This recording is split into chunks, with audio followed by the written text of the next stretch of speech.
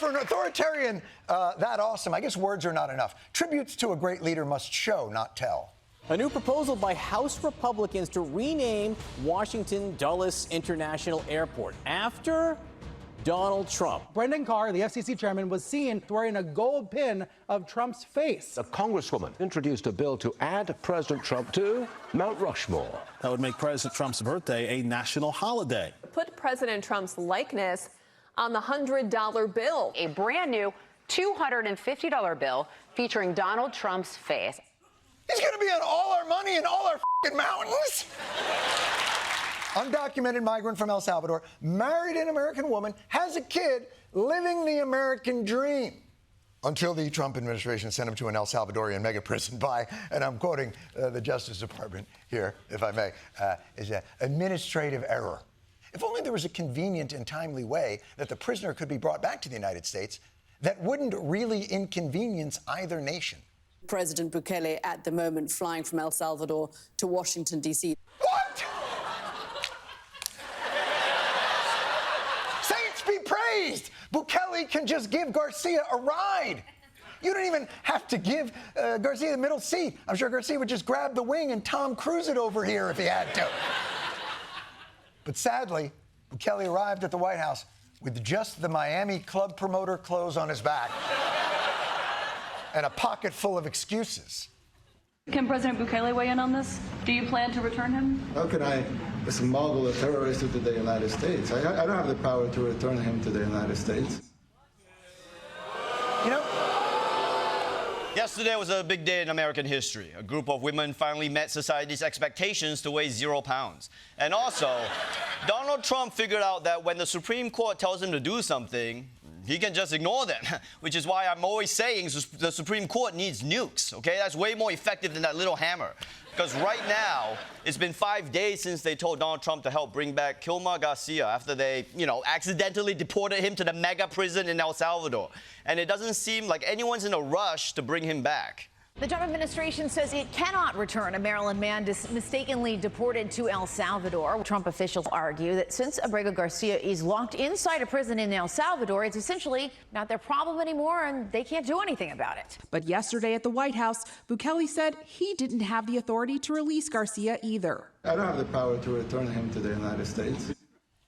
This is like every customer service call I've ever been on. Oh, I'm sorry, this is billing. You're looking for technical support. Let me transfer you. Hello, this is technical support. Oh, sorry, you need billing. Can someone just help me cancel my f***ing cable? Except for Comedy Central, which is a vital service for American society. He's going to get us respected again. And there's nothing the world respects more than a good old-fashioned trade war. So now that we're a few weeks into it, let's see how that's going over with the rest of the world, starting with China. So if the United States wants to go in that direction of completely shutting itself out of the China market, be my guest. Yeah, and China will lose the US market, which, as I've said, is 15%. We don't care. We don't care. Ooh, damn. I didn't know China also manufactured catty bitches.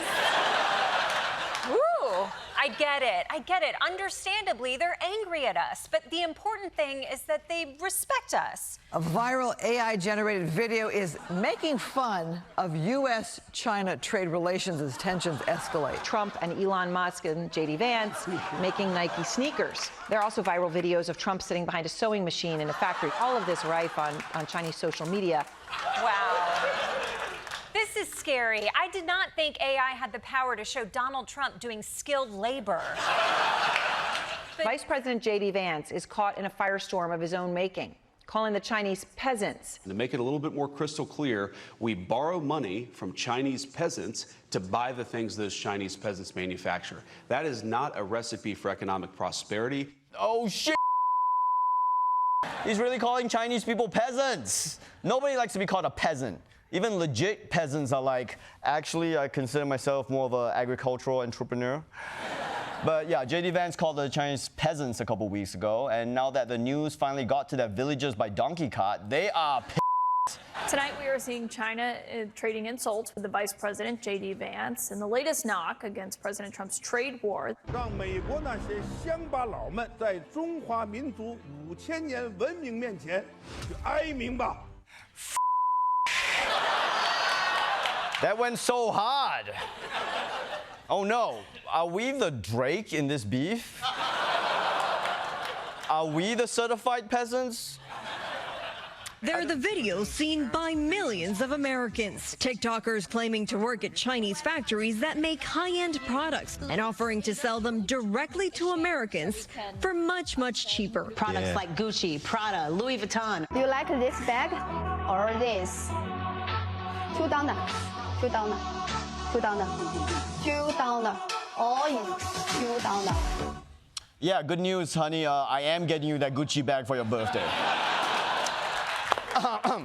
But forget about the designer products, because these TikToks aren't just offering cheap Chanel bags. They're offering cheap everything. Do you want to buy laundry pots? Do you want laundry capsule? Do you want laundry beads? One pot costs only 5 cents.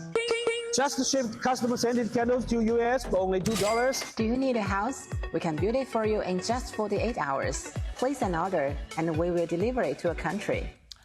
Good news, honey. I am getting you that prefabricated house for Memorial Day.